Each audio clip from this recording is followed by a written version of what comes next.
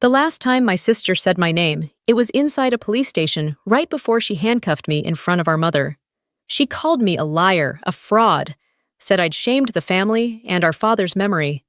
I didn't argue. I didn't fight. I just watched her read me my rights like I was a stranger. Because in her eyes, I was. That night, I learned something no battlefield ever taught me: the cruelest wars aren't fought overseas. They happen at your own dinner table. My name is Opal Gardner, and this is the story of how my sister tried to arrest me and ended up saluting me instead. I hadn't been back to Clearwater, Oregon in 10 years, not since my father's funeral. That town was a wound that never quite scabbed over, small enough for every secret to echo and mean enough to remember who ran away. Thursday afternoon, I found a letter waiting in my mailbox. A real one. Heavy paper, blue ink, the kind people used before they learned to hide behind screens. Dinner at Mom's. Sunday, 6 p.m., family only. Rachel. No warmth, no apology, just command. Typical Rachel. I held it for a long time. The ink had smudged a little like she'd written it fast, but still managed to make it look official. She always did. The last time we'd spoken, her voice was colder than the casket between us. Don't bother coming back if you can't stay. And I hadn't. That night in my office, Major Evans glanced over my shoulder. Rachel sent you something, he asked. Yeah. One sentence. Dinner. Sunday. He smirked. That's not dinner, that's a summons. I laughed, but it caught somewhere deep in my chest. In the military, silence means discipline. In my family, silence means exile. I slipped the letter into my jacket pocket, filed a DC for 3 days leave, and told myself I wasn't going home to fix anything, just to look the storm in the eye. Before turning in, I remembered something a base therapist once told me after Afghanistan: you can't heal what you refuse to face. Maybe he was right. Because when I looked again at Rachel's signature, sharp, steady, carved into the page like a warning, I knew exactly what this was. Not a reunion, a reckoning. That night, a knock came at my door. A local officer stood there, hat tucked under his arm, holding another envelope. Message from Sheriff Gardner. Inside was my mother's address, and one more line handwritten in the same blue ink: we'll all be there. Don't be late. I folded the note, slid it into my bag, and said quietly to the empty room, All right, Rachel, let's see what kind of dinner you've set. I reached Clearwater late Sunday afternoon, the kind of quiet that feels rehearsed hanging over the town. The same storefronts lined Main Street, the same leaning welcome home sign, paint peeling like old skin. The only thing that had changed was who was gone. Mom's house sat on a small hill overlooking the lake, white siding, scrubbed 2 clean windows, polished to reflection. Parked dead center in the driveway was Rachel's patrol car, shining territorial, its siren light catching the last of the sun. On the porch, a small metal plate read, Property under police protection.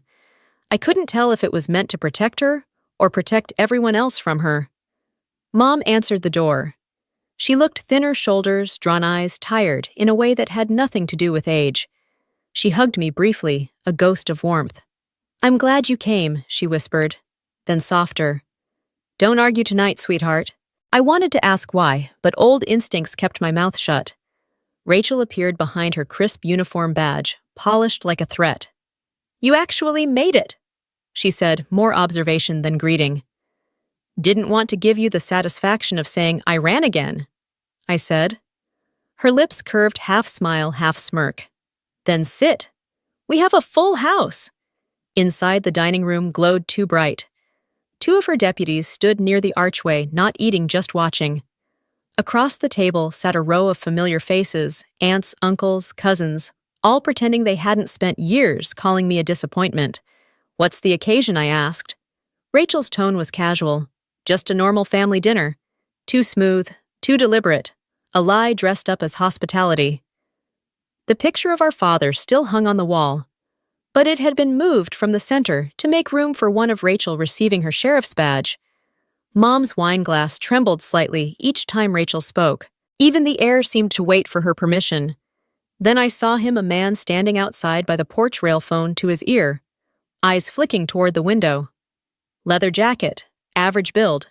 Familiar. The same private investigator I'd warned off months ago. Expecting company, I asked. Rachel didn't look at me. Dinner's for family. But her eyes shifted for just a second toward the glass. That was enough. This wasn't dinner, it was a setup. And I'd just walked into her courtroom. The warmth in that room was fake, like stage lighting, bright but cold underneath. Mom kept pushing food toward me, her hands shaking. Rachel filled every silence with questions no one wanted to answer. How's work? How's life? How's pretending to be okay? Laughter rippled down the table, the brittle kind that dies too fast. When it came to me, Rachel leaned back, eyes sharp. So, Opal. Still working for that. What was it? Department of Defense. Something like that, I said. Something secret, huh? Something that pays the bills. Laughter again. Mine included. Only Mom didn't join. She just stared at her napkin fingers, white from the grip. Rachel poured herself more wine, the sound too loud in the silence that followed. Dad would have been proud of me, she said. He always said loyalty starts at home. Her gaze pinned me like a target. You remember that, right? I set my fork down. I remember he said loyalty means doing your duty. Mine just had a different uniform. Her smile sharpened. The air thickened. She'd gotten exactly what she wanted, a spark to burn with.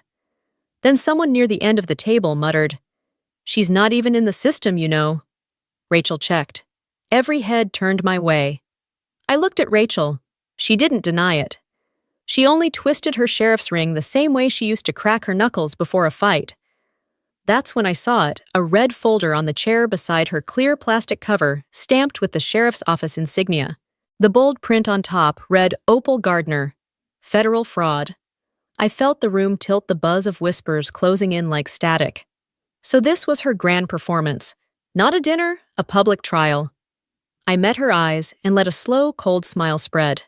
You really went that far, huh? Her voice was calm, triumphant. Far enough to protect this family from a liar. I nodded once. Then I hope you checked the jurisdiction, Sheriff. I glanced at my watch. The minute hand ticked forward, steady as a heartbeat. A few more minutes, and everything she thought she controlled would burn down around her. Rachel's glass hit the table with a soft thud, but the silence that followed was heavier than the sound itself. She rose, uniform, crisp badge, gleaming authority, radiating like heat. Before dessert, I'd like to make something clear about my sister. Every eye turned to me. Mom whispered for her to stop, but Rachel lifted her hand, already in control. She held up the red folder I'd seen earlier, the sheriff's seal catching the light. These documents prove that Opal Gardner has been impersonating a federal officer. The words cut through the room like glass.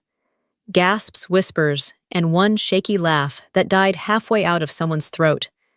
She flipped through the page's ID cards, photos, even a classified warehouse, and delivered her verdict. The Department of Defense confirmed there's no record of her. Mom's spoon clattered. Rachel pressed on, voice rising. She's been lying to us. To you. To Dad's memory. I stayed still, calm. The scars on my wrist itched as I shifted, pressing my hip against the belt. The emergency ping went out.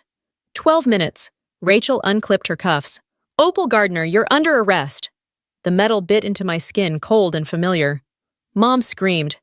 Rachel ignored, her eyes bright with triumph. Behind her, one of her deputies lifted a phone recording. Transparency, Rachel called it. I caught a glimpse of the live icon. Not a recording, a live stream. The Clearwater Sheriff's Office was broadcasting my arrest. She turned back to me, savoring it. For years, my sister fooled this family, but tonight, justice is served. I met her gaze steady. You think justice cares about your dinner show? You're not one of us anymore, she snapped. You're right, I'm not. 6 minutes. The SUV outside flicked its light. No one spoke. Rachel hovered by the door, righteous fury masking fear. You know, it's sad how people like you think you can fool everyone. People like me, the ones who leave and come back pretending to be heroes. I said nothing. Silence had saved my life more times than words ever could. 5 minutes. The signal reached Fort Lewis. The OSDI team was already moving. Rachel's voice grew louder. You accessed a federal storage unit, I told her. That's a felony. You're bluffing. 2 minutes. The house buzzed with tension. Mom whispered, please say something. She wouldn't believe me, even if I did. 1 minute. Rachel placed her gun on the table beside the folder. You know what's sad? Mom still believes you. No, Rachel. She just doesn't want to see you like this. The front door opened. A cold draft swept through. A woman's voice came from the kitchen. Sheriff Gardner, set your weapon down. 2 agents stepped forward. Calm, precise. One looked at me. Colonel Gardner, are you hurt? Rachel froze. Mom's breath caught. And in that moment, she understood exactly who I was. The voice came from the kitchen low, calm, powerful enough to freeze every breath in the room. Sheriff Gardner, set your weapon on the table. Rachel spun around, disbelief draining the color from her face. 2 figures stepped out of the shadows, a woman in a black suit, hair tied tight, and a tall man flashing a federal ID. I knew them instantly, Agent Rollins from OSD Tactical Command and Agent Ortiz from Internal Response. Their presence turned the air dense, authoritative final. Mom's voice shook. What's happening? Rollins didn't look her way. We received a distress signal from Colonel Opal Gardner, ma'am. Colonel Rachel's voice cracked. She's lying. You just detained a federal intelligence officer without authority, Rollins said. Put your gun down. Rachel's hand trembled. Her deputies hesitated, glancing at each other for permission she no longer had. Rollins looked at me, nodded once. Colonel, are you hurt? No, I said. But she's about to be. Rachel lunged for her phone, but Rollins caught it. The screen glowed red, over 800 viewers watching live. The entire town was seeing her arrest the wrong woman. You just compromised classified data on a public stream, Rollins said. Rachel stammered. What does that even mean? It means I told her you just live-streamed evidence of a federal storage site. Congratulations! A helicopter's rumble filled the distance. Rachel looked up, pale as the moon. You called them no. They came because you called me a fraud. Ortiz opened the door as wind swept through the room. Major General Isaac Rowe stepped inside, every inch of him command and steel. At ease, everyone, he said. This won't take long. The dining room transformed into a command post. Rollins stood at attention. Rachel couldn't move. General Rowe turned to me. Colonel Gardner, are you all right? Mom gasped. Rachel whispered, Colonel, she's not, she is, he cut in, and she's under my command. Then before everyone, he saluted me. General's orders, ma'am, you're clear. Rachel stumbled back, realization breaking her in two. Rowe faced her one last time. Sheriff Gardner, you just detained a federal officer under classified directive. That's obstruction of national security. Her voice trembled. I didn't know, you didn't ask, he said. The badge on her chest suddenly looked heavier than her pride. Red and blue lights from the federal cars flashed across my mother's walls, washing the room in the colors of a storm that had finally broken loose. The air still carried the smell of dinner gone, cold cigarette smoke, and shame. Rachel sat in the corner, wrists bound in front of her head, bowed. Mom faced her, trembling eyes hollow. I stood near the window, watching the helicopter lights fade into the dark hills beyond town. Rollins read the Miranda rights in a steady voice. You have the right to remain silent. The irony burned through the quiet silence. The one thing Rachel never understood was now the only right she had left. Mom whispered, I thought she was protecting us. She was protecting herself from being wrong, I said.